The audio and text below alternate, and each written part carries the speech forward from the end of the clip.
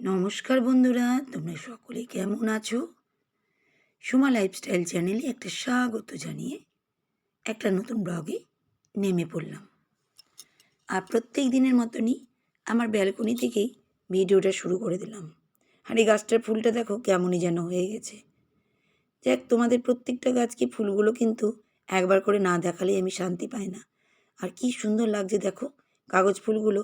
আর সকালবেলায় না একটু কুয়াশা কুয়াশা ভাব ছিল, দেখতে পাচ্ছ তো কেমনই যেন।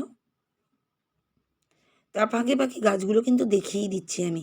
গাছগুলো কিন্তু সবুজ আর সতেজ, সুন্দর গাছ আমার, দেখতেই পাচ্ছ। আর এই দেখো এখানেও কিন্তু সন্ধ্যামালতি এখনও ফুটে আছে। অনেকটাই সকাল তো, আর এখনও অবধি সেরকম সূর্যের কিন্তু দেখা পায়নি। আর এই দেখো কি বড় বড় করলা হয়েছে আমার গাছে, দারুণ না? খুব সুন্দর। আমার এই গাছগুলো দেখলে যেন মনে একদম শান্তি চলে আসে। মনের ভিতরে শান্তি দেখবে কোথায়? যখন দেখবে কিছু ভালো দেখবে। তো এই রকমই আমার গাছের কিন্তু ফুল ফল দেখি আমার শান্তি আসে। আর এই দেখো প্রত্যেক দিনের মতন হাতে কিন্তু পারুল। আর এই দেখো চা পাতা, এগুলোও কিন্তু আমি গাছে কিন্তু প্রয়োগ করি। আমি কোনো জিনিসই কিন্তু কেনা দিই না, সবই নিজের বাড়ির তৈরি সেই জিনিসই কিন্তু দিই। আর এই দেখো ঘর কিন্তু আবার ঝাঁট দিতে লেগেছে, দরজাটা ফটাফট লাগাচ্ছি। এত ঠান্ডা যে তোমাদের কি বলবো, মানে এতটাই ঠান্ডা। সেই জন্য তাড়াহুড়ো তাড়াহুড়ো করে কিন্তু ঝাঁট দিতে লাগলাম, আর ওদিকে কিন্তু দরজাটা লাগিয়ে নিয়েছি। আমি কিন্তু কখনো উচ্চ বিলাসিতা করে চলি না, জানো তো। সব সময় নিজের কাজকে একটু ব্যালেন্স করে নিই, সেভাবেই কিন্তু কাজগুলো করতে পারি। দেখো আমার কিন্তু কোনো কাজের দিদি নেই। তোমরা কিন্তু প্রথম দিন থেকেই দেখছো আমার ভিডিওতে। হ্যাঁ, আগে ছিল, আমি তখনও বলছি না যে আমি উচ্চ বিলাসিতা কিছু করেছি। তখন পারতাম না, মেয়ে ছোট ছিল, জয়েন্ট ফ্যামিলি, অনেক বড় ফ্যামিলি, বুঝতেই পারছো শ্বশুরবাড়িতে। তা খুব কষ্ট হতো একার উপরে। শাশুড়ি মাও পারতেন না, আমিও পারতাম না একা। সেজন্যে কিন্তু একজন কাজের দিদি ছিল। সে কিন্তু ভীষণ ভালো ছিল, সে আমাদেরকে ভীষণ ভালোবাসতো। সেও কিন্তু কাজের দিদির মতন না, একদম নিজের মতন আমাদের ছিল। তার কথা বললে কি আর কি বলা যায়? তারপরেও কিন্তু আমরা অনেক দিদিকে নিয়েছি, কিন্তু যে প্রথম ছিল সে কিন্তু খুব ভালোই ছিল। আমার মতনই বয়স ছিল, আর আমার মেয়ের মতনই ওরও মেয়ে ছিল। এই ২-১ মাসের বড় ছিল ওর মেয়েটা। আমার মেয়ে যত জামা কাপড় সবই কিন্তু ওকে দেওয়া হতো। ও সব পরতো, আসতো আমাদের বাড়িতে, মানে একদম নিজের মতন, জানো তো। কিন্তু তারপর থেকে যত মেয়েকে আমার শাশুড়ি মা নিয়েছেন, তাদের সঙ্গে আমাদের কোনো সেই রকম ভালোবাসার তৈরি হয়নি। তাই এখানে এসে আমি আর ফ্ল্যাটে কিন্তু কোনো কাজের দিদি কিন্তু নিইনি। নিজে হাতেই করি। ওই তোমাদের ফার্স্টেই বললাম, আমি কিন্তু কোনো উচ্চ বিলাসিতাভাবে চলি না। যেটা আমি সেটাই ভাবে চলি। একটু কাজকে ব্যালেন্স করে চললেই কিন্তু সব কাজ করা যায়। দেখো অনেকটাই কষ্ট হলেও তুমি যদি হাসি মুখে মন থেকে ভালোবাসো সংসারটা আমার, দেখবে আপনি যত কষ্টের মধ্যেও আনন্দ পেয়ে যাবে। যাই হোক, অনেক বড় বড় কথা বলে দিলাম। আর এই দেখো ঘরদুয়ার পুরো সার্ফ দিয়ে ক্লিন করে নিয়েছি রান্নাঘরটা। এবার একটু আমার গ্যাসের ওভেনের উপর একটু চিনি দিয়ে নমস্কার করে আমি কিন্তু আমার জন্য চা করব। আর এই দেখো একটু আদা চাচা, এখন তো শীতকাল, আর আমি আদা চাচা দিয়েই চা কিন্তু খাই। তার মধ্যে গোলমরিচের গুঁড়ো, লং, এলাচ এগুলো দিয়েই করি। তা ওগুলো একটু শেষ হয়ে গেছে, তা সেই জন্যই এই দেখো আমি কিন্তু আমার নিজের জন্য একটু আদা দিয়েই করতে লাগছি। তো এই দেখো ফটাফট চা কিন্তু চাপিয়ে দিলাম। আর ওইদিকে কিন্তু ভাত চাপাবো বলে সব রেডি করে রেখেছি, চাল টাল ধুয়ে। এই চাটা নামিয়েই কিন্তু আমি ভাতটাও বসিয়ে দেবো। আরে দেখো বসে পড়েছি ল্যাপটপ নিয়ে, চা খাবো আর ছবি কিছুটা দেখবো।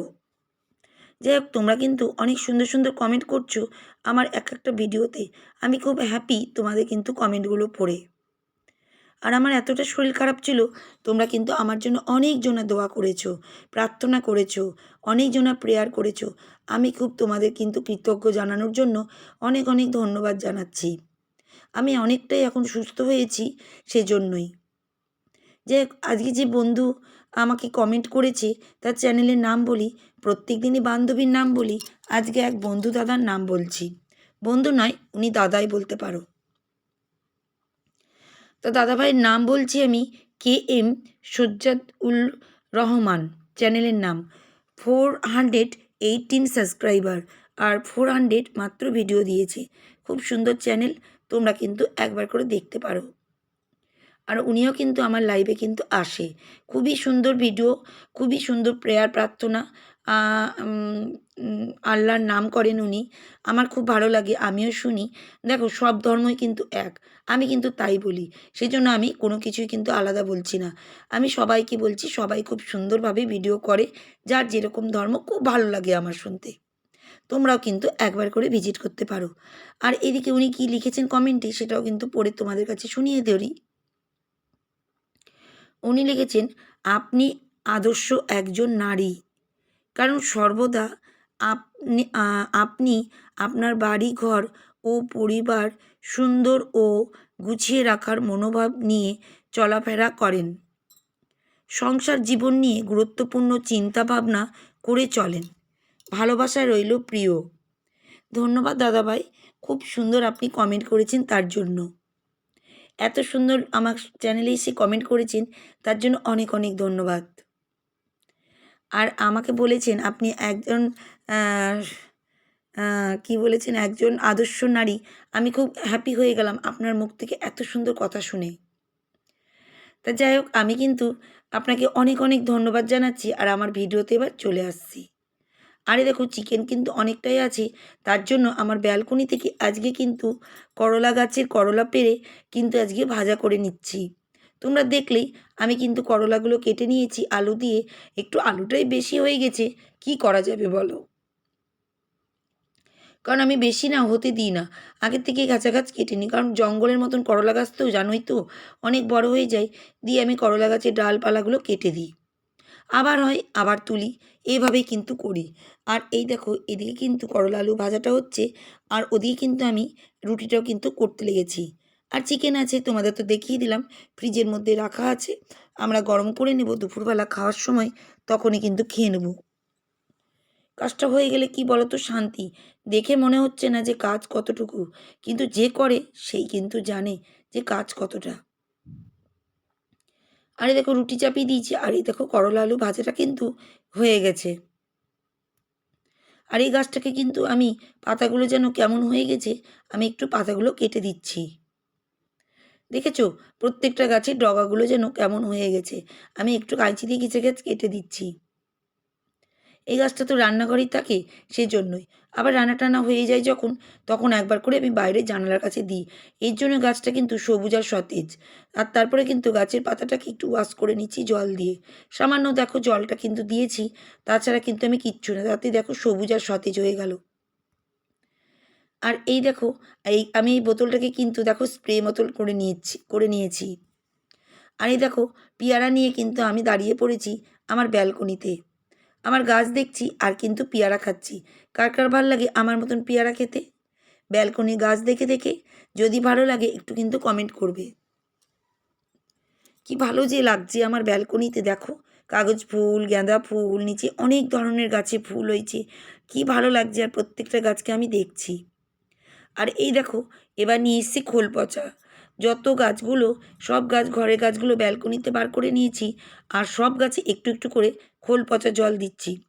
এতে কিন্তু আমার গাছগুলো সবুজ আর সতেজ হয়ে আছে। আমি কিন্তু আদার্স কোনো কেনা সার কিচ্ছু লাগাই না। আমি এই দেখো খোল পচার জল, পেঁয়াজ পচানো জল, এগুলোই দিই। আর তোমাদের চা পাতা দেখিয়েছি, এগুলোই। আর যেসব সবজিগুলো ফেলে দিই, সেটা একটা জায়গায় রেখে দিই, আর যখন গাছ লাগাই তার মধ্যে কিন্তু আমি গাছটা লাগিয়ে দিই। এভাবেই কিন্তু আমার গাছগুলো সুন্দর আর সতেজ হচ্ছে। আরে দেখো, স্নান টান করে নিয়েছি, ছাদে চলে এসেছি। এখন তো জানোই সকালবেলায় কাপড় কাচাকুচি করি না, একবারে সব কাপড় রেখে দিই, স্নান করার পরেই সব কেচে কুচে ছাদে গিয়ে মেলে দিই। তা আমার ভিডিও কেমন লাগে তোমরা কিন্তু কমেন্ট করবে। তোমাদের কমেন্টগুলো আমার কাছে ভীষণ অনুপ্রেরণা জাগায়। আমি কিন্তু ভীষণ হ্যাপি হয়ে যাই তোমাদের এক একটা কমেন্ট পড়ে। সেজন্য তোমরা একটা করে কমেন্ট কিন্তু করবেই আমার ভিডিওর জন্য। আর যদি পারো একটা করে লাইক দিবে, আর খুব যদি বেশি ভালো লাগে একটা করে কিন্তু হাইপ করবে। আমি এতে ভীষণ খুশি হয়ে যাই, আর আমার মধ্যে ইচ্ছাটাও চলে আসে যে আমি আর একটু বেশি করে ভিডিও সুন্দর করব। আর দেখেছো তো, স্নান করে এসেই দেখছি ব্যালকনিতে পায়রা বসে। আর আমার গাছের ফুলটা ছিঁড়েই পালিয়ে গেল, দেখলে তো কাগজ ফুলটা। এইভাবে কিন্তু পায়রাগুলো দুষ্টুমি করে, কিন্তু কি করব বলো, ওদের কাজ ওরা করছে, আমার কাজ আমি করছি। তা যাই হোক, দেখো আজকে কিন্তু আমি বিদায় নিচ্ছি। টাটা।